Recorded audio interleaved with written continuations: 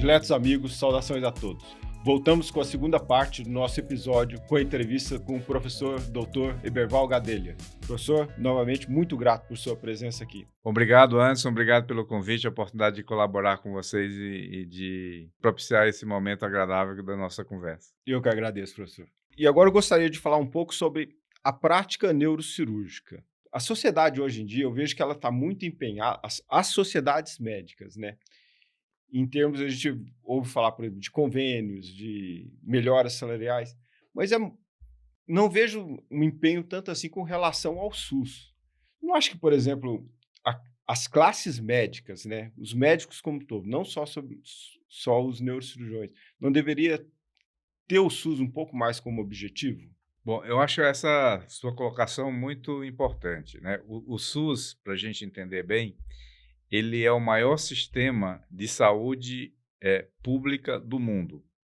A esse senso comum de desprezar o SUS, de fazer pouco do SUS, para usar uma linguagem coloquial, mas o SUS deve ser exaltado. É um serviço que oferece saúde pública, universal, a mais de 200 milhões de pessoas sem custo.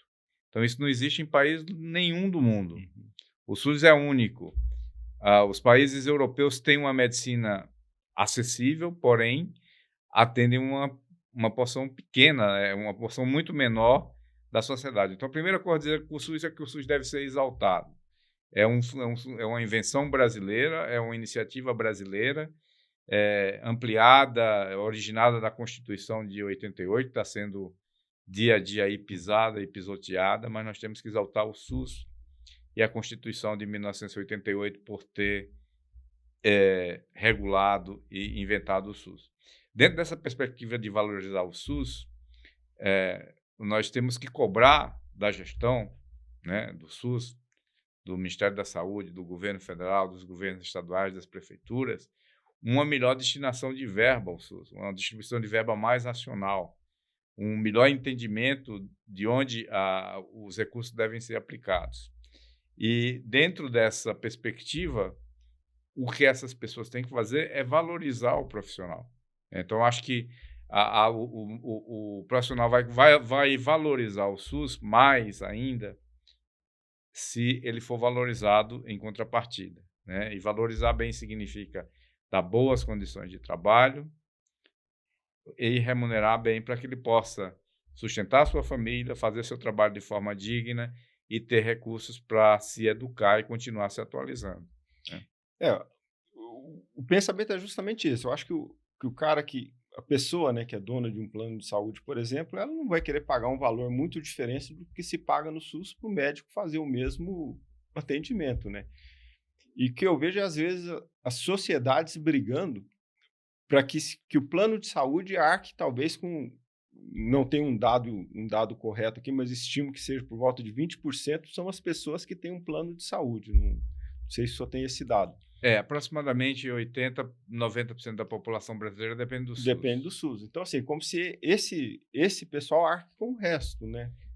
O que acontece no Brasil é que, assim, alguns serviços de medicina suplementar, eles aproveitam as fragilidades do SUS para ganhar dinheiro. Uhum. E oferecem um serviço igual ou pior que o do SUS Sim. e são remunerados por isso. Então, a primeira coisa é que entender que muita da lógica da medicina privada, ela aproveita e lucra das dificuldades que o SUS tem. Existem algumas iniciativas baratas aí que, devido ao acesso do SUS ser mais difícil, que facilitam o acesso, mas que, no final, não vão tratar o paciente da mesma forma, não têm os mesmos recursos, a mesma tecnologia que alguns hospitais do SUS têm. Então, reconhecer, inicialmente, que a medicina privada ela aproveita uma fragilidade e os defeitos que o SUS tem para ganhar dinheiro com isso. Por outro lado, o SUS precisa, quando presta o serviço a um paciente que tem, eu não sei se essa foi sua pergunta, se eu entendi certo, se o paciente tem um plano de saúde e é atendido por hospitais do SUS, o SUS tem direito de ter ressarcimento daquilo, né? Eu acho isso justo. Não sei se eu respondi a sua pergunta. Não respondeu. É que, na verdade, assim, a pergunta era que eu acho que, assim, a pessoa como empreendedor não, empresário, vamos colocar assim dizer, ela achar que ela tem que pagar o que se paga para o SUS, mesmo que o médico. Então, assim, ele toma como salário Entendi. base O o SUS. SUS Não, são para coisas remunerar o diferentes, médico. né? São coisas diferentes. A responsabilidade é diferente. Quando você trabalha no SUS, a responsabilidade é dividida institucionalmente, né? Então, você trabalha em grandes hospitais do SUS, você tem uma responsabilidade institucional. E quando você trabalha na medicina Uhum. privada, você é, a- é, a- é o rosto que vai, é a pessoa que vai responder pelo seu paciente. Então, são responsabilidades diferentes. Mas suponhamos assim E uma outra coisa, o cidadão que paga um plano de saúde, ele paga seus impostos que sustentam o SUS Uhum. e paga adicionalmente um plano de saúde. Então, se alguém está lucrando com esse dinheiro tem que fazer parte também da remuneração do médico, né? Porque Não, mas é é, justamente isso senão é daí. muito fácil, né? Todo mundo paga imposto. Alguns têm plano de saúde. E se fosse para pagar a mesma coisa, não perde o sentido você ter um pagamento extra, Sim, né? mas justamente, por exemplo, se o SUS e o faz de fato um serviço de excelência e todo mundo migrasse, não haveria plano de saúde, Não haveria, não né? haveria. Esse era o É, ponto em questão, né? claro. Bom, com relação ainda à carreira de médico, não a de neurocirurgia, que a gente vai chegar lá, é, está cada vez maior no mercado o número de médicos, né? Como isso impacta na profissão de médico, na opinião do senhor? E eu acho que impacta de duas formas. Impacta, possivelmente, uma diminuição da qualidade do médico. Nós não temos ainda uma prova federal como a OAB tem para avaliar a qualidade dos médicos que se formam e fazer uma comparação entre os centros formadores de médicos. E impacta também na remuneração do médico no final, Uhum. porque é a lei da oferta e da procura. Quanto mais médico tem, Menor. menor vai ser a remuneração. É claro que o objetivo final é sempre o atendimento à população, mas um profissional mal remunerado não vai ser um bom trabalhador. Nós sabemos disso. E em qualquer profissão é Sim. assim, né? Isso em qualquer profissão. Então, dignidade de trabalho, boas condições de trabalho, boa remuneração, boa formação, vocação e vontade de trabalhar, o que vão fazer da medicina brasileira uma medicina melhor. Bom, com relação à especialidade, agora vamos entrar assim na neurocirurgia. Como que é o mercado de trabalho para os ouvintes e a nossa audiência que está nos vendo e que são residentes, né? Como que é o mercado de trabalho em neurocirurgia hoje? Bom, o mercado de trabalho em neurocirurgia não difere muito de outras áreas médicas em termos formais, né? Ou você trabalha para medicina privada, ou você trabalha para o SUS, ou você faz os dois. Eventualmente, alguns de nós trabalham também em centros universitários, né, Sim, como professores, professores. etc. Isso acontece em todas as especialidades. O que difere o neurocirurgião do outro é que o neurocirurgião é muito dependente de tecnologia, né? De tecnologia avançada, muitas vezes, e às vezes de tecnologia menos avançada. Por exemplo, nós precisamos de. A tesoura que a gente usa não é a mesma tesoura que o Eu sou- cirurgião. E cada tesoura que nós usamos não serve para tudo, né? Nós operamos na superfície do cérebro, operamos na profundidade do cérebro, isso exige instrumentos de tamanhos diferentes. E muitas vezes o gestor É. hospitalar comprou uma tesoura que acha que você vai resolver tudo com aquela tesoura. Fora o valor de uma tesoura E dessa, que uma nem tesoura vamos citar aqui. caríssima, né? Uma tesoura que as melhores são importadas, muito caras, de manutenção difícil também, Sim. né? Então, nós dependemos da tecnologia de última geração e de uma tecnologia que não é de tão última geração assim, mas que impacta o trabalho final.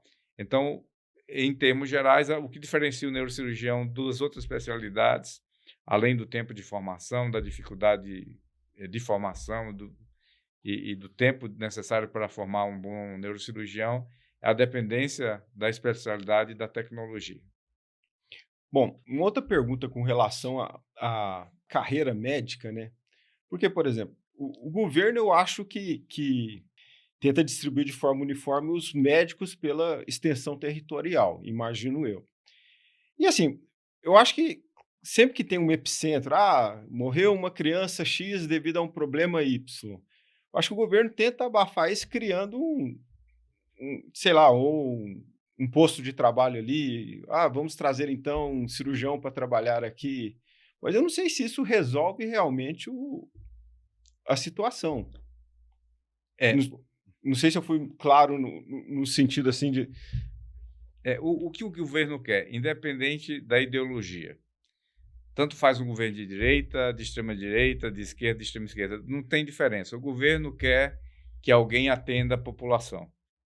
Ele quer, porque Uhum, isso não vai dar problemas, né? sim. Então ele quer alguém atendendo a população, mas ele não, por outro lado, ele não pode ou ele não quer valorizar, ele não quer pagar bem, Isso. mas ele sempre quer mais alguém. Então você viu, nós tivemos governos de esquerda e nós temos um governo de direita. E a política de formação do médico não mudou. Uhum, Então, quanto mais médicos no mercado, melhor, independente da ideologia que está no governo. Então, o governo sempre quer médico atendendo. E, de preferência, médico barato. É claro que eles não vão dizer isso, mas isso é uma coisa que não é dita, né? Mas nós sabemos que isso acontece. Então, quanto mais médicos se formarem no Brasil, melhor para as autoridades, independente da sua visão ideológica. Então, isso é uma realidade e o médico tem que se posicionar, né? O médico tem que se posicionar. O médico tem que se posicionar e ver as armadilhas que estão à sua frente, as uhum, ameaças, tanto do ponto de vista público quanto privado, né? Ele tem que ver o que o SUS oferece, aumentar a eficiência do SUS, lutar pela dignidade de trabalho no SUS, mas ele tem que estar vivendo o que acontece na medicina suplementar. Eu vejo o maior inimigo da medicina brasileira e da dignidade do trabalho médico, a verticalização dos serviços de sim. saúde, né? Então, alguns planos de saúde, eles controlam internação, consulta, tempo de internação, cirurgia, lugar onde o paciente interna. Então, eles são donos, entre aspas, de todo o processo. Então, eles podem Uhum, controlar custos, eles podem limitar coberturas, eles podem limitar tempo de internação, eles podem doutrinar médicos, né? Nós vimos alguns exemplos recentes acontecendo aí no Brasil, ultimamente. Isso acontece. Então, o maior inimigo hoje da medicina uhum. brasileira é a verticalização do serviço de saúde, porque vai acabar proletarizando o médico, né? O médico vai ser proletarizado, não vai ser mais um profissional diferenciado. Isso nós temos que olhar com bastante cuidado, bastante atenção, encontrar meios de combater essa verticalização. Não é uma coisa ilegal, está dentro É, da lei, né? Não é, claro que não é, mas que não está no melhor interesse dos médicos nem dos pacientes, na minha opinião. realmente, essa tirada dessa autonomia do médico é algo assim que é cruel com o paciente. Imagina, não é o médico mais que dita como tratar. Você segue um livro falando, trata assim ou É, trata assim. exatamente. Isso aí é. Sobre ainda a distribuição de médicos, né, por esse Brasil aí, principalmente agora na área de neurocirurgia. Existe alguma proposta, ou seja, até mesmo da sociedade, né, ou próprio do governo, para distribuir melhor os neurocirurgiões? Porque fica esse acúmulo de, não sei se eu devo usar esse termo, né, esse acúmulo de médicos, né, essa concentração de médicos assim, e A Sociedade Brasileira de Neurocirurgia, como sociedade de especialidade, ela tem uma função executiva nesse aspecto limitada, né? Porque nós não uhum, somos donos das ações. Nós vemos com preocupação a questão da formação do neurocirurgião. Então, a formação no Brasil também é muito heterogênea. Nós temos bons centros de informação em todas as regiões do país e temos péssimos, mas poucos centros que não oferecem da mesma forma o conhecimento que outros centros. Então, o que essa sociedade buscou e busca realizar é uma uniformização da formação médica. Então, nós organizamos seminários, nós organizamos aulas que permitam que o neurocirurgião brasileiro tenha na sua formação a possibilidade de ser formado de forma homogênea, independente do seu centro de formação. Isso do ponto de vista teórico, né? Porque do ponto de vista prático sempre vai ser uhum. necessário aí a ação local do centro. Nós fizemos algumas gestões junto a algumas secretarias de saúde de alguns estados do Brasil. Eu vou usar, por exemplo, o estado do Piauí, onde nós conversamos com o governo do estado, conversamos com a promotoria do estado, e nós conseguimos a abertura de 3 centros no estado do Piauí para atender a população que estava sendo atendida em Teresina. Então, Teresina acabava concentrando grande parte, a totalidade do atendimento neurocirúrgico no estado do Piauí, e com a colaboração da Sociedade Brasileira nós conseguimos abrir centros em cidades estratégicas do interior, melhorando o atendimento. E a sociedade se coloca sempre à disposição das outras regionais do Brasil, né, das sociedades regionais e dos governos, para poder assessorar e aconselhar a gestão pública a melhorar o atendimento da população brasileira. Esses assuntos, né? Mas eu acho importante trazer à tona esses assuntos sobre saúde pública. Afinal, é importante para a divulgação, para o conhecimento das pessoas, tá? Vamos falar assuntos menos pesados aí. Queria que o senhor falasse a experiência do senhor. O senhor é um neurocirurgião que sempre conviveu com grandes personalidades neurocirúrgicas. Eu também tive o prazer de conhecer o professor Raul Marino, o doutor Evandro de Oliveira, o senhor conheceu bem o doutor Spetz. Podia contar para a gente algumas histórias aí? São pessoas inspiradoras, né? Eu tive Sim. sorte, eu convivi no Brasil inicialmente com o professor Raul Marino. O professor Raul Marino foi o primeiro professor titular da disciplina de neurocirurgia da USP. Era uma pessoa que você conhece também, muito Sim. inteligente, muito Nossa, carismática, muito competente. Então, eu tive a oportunidade de conhecê-lo bem, de trabalhar com ele. Fui preceptor do professor Raul quando ele era professor titular. Depois fui assistente num concurso em que ele foi o presidente da banca, que eu fui aprovado também, fui aprovado em primeiro lugar nesse concurso. E aí tive a oportunidade de entrar no HC como assistente, e depois fui convidado pelo professor a trabalhar com ele como assistente dele na clínica privada. O Evandro, eu comecei a residência com o Evandro. No começo, o Evandro, ele chegava no HC, operava os casos e não dava muita trela para os residentes, mas mais para o final da residência, ele foi, sei lá, acho que ele foi conhecendo melhor os residentes e foi se abrindo mais. E foi um período muito bom da minha residência, em que o Evandro estava sempre disponível, sempre ensinando, sempre conversando. E é uma pessoa que eu pessoalmente devo bastante. Foi ele que me encaminhou, que me recomendou a ir ao Spessler, né? O Spessler, por sua vez, é uma figura também muito emblemática na formação, uma pessoa muito carismática, é uma pessoa que tem múltiplas qualidades, né? Todos têm, mas o Spessler tem uma qualidade que é marcante na sua personalidade, que é o carisma, né? Extremamente carismático, extremamente inteligente e muito ativo. Uhum. É uma pessoa que faz muitas coisas além da neurocirurgia e também é uma figura inspiradora. Então, destacaria esses 3 nomes, sem esquecer também do professor Almir Andrade, né? Que é uma pessoa bastante emblemática na formação de todos os residentes que passaram no Hospital das Clínicas, sempre presente, sempre atuante, incansável, com mais de 80 anos, trabalha diariamente, final de semana, no pronto-socorro do Hospital das Clínicas. E também o professor Manuel Jacobson Teixeira, nosso atual professor titular, também é uma figura bastante inspiradora. Professor, como é que... Diga aí para os nossos ouvintes e a nossa audiência e os que nos assistem aí, como que faz para equilibrar essa vida? Ter uma vida profissional, ter uma vida acadêmica, porque não é simples, igual você falou anteriormente, o médico vive atarefado. E o senhor tem uma produção científica grande. É difícil, assim, na verdade não existe equilíbrio possível, né? Você achar que eu tenho uma vida equilibrada, não é possível ter. Você vai fazendo. O que precisa ter organização, que muitas vezes nós não temos também, né? Uma organização facilita. E a coisa mais fundamental é equipe, né? Você não faz muito se você não tiver quem te ajude. Então, você precisa ter uma boa equipe. Eu tenho a vida acadêmica, eu tenho estudantes, eu tenho residentes, pós-graduandos, pós-doutorandos, fellows. Então, eu tenho uma equipe grande, né? E a gente acaba produzindo e colaborando uns com os outros, o que torna o grupo realmente um grupo muito produtivo. Nós produzimos hoje, talvez, a grande parte dos artigos no Brasil, né? Em neurocirurgia. E a equipe também, né? Você Sim. colabora muito conosco Obrigado. fora também. Eu sou muito grato por isso. Eu que agradeço, professor.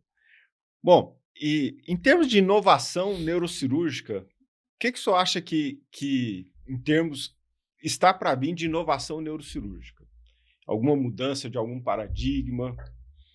Eu acho que a gente está vendo muita coisa acontecendo, né? Já a endoscopia de coluna, a endoscopia de crânio, de base de crânio, tem avançado bastante.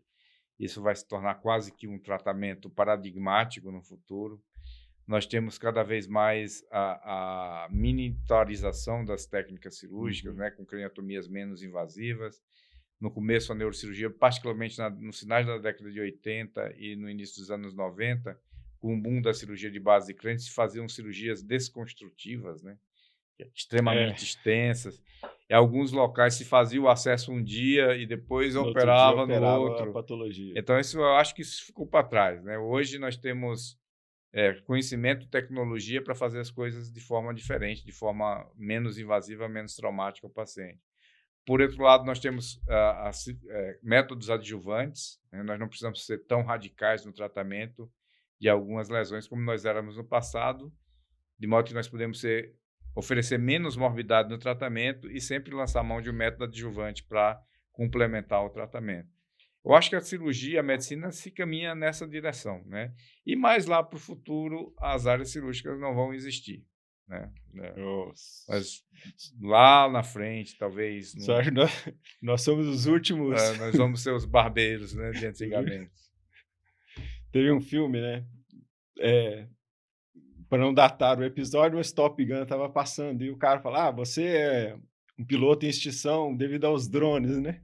E o cara fala: "Não, vou estar em extinção, mas não hoje.